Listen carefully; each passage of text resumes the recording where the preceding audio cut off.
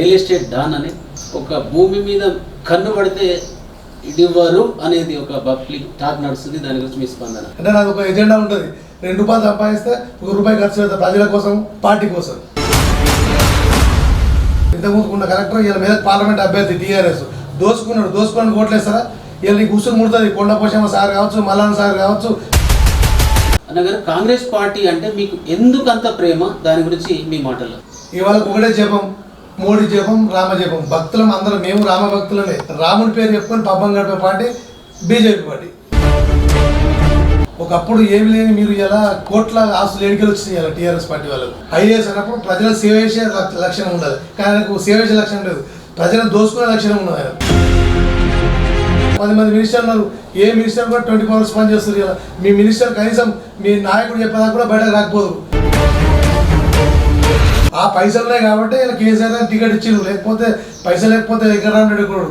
మా జిల్లా వాడ కొండపాక సీనన్న అంటే ఒక ఫైర్ బ్రాండ్. దాని గురించి మీ మాటల్లో.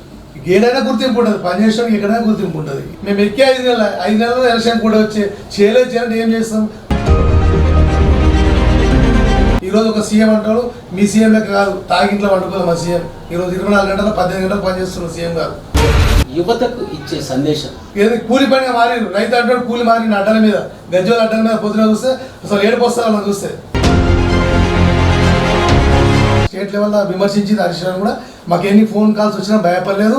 మేము అసలు మా దగ్గరికే రారు.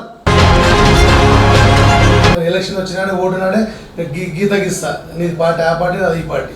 ఎలక్షన్ వరకే పగ ఉంటుంది. తెల్లారితే అందరు కలిసి కూడా మామూలు అన్న బాగున్నారు. ఎందుకంటే నేను అందరికీ హెల్ప్ చేస్తాను.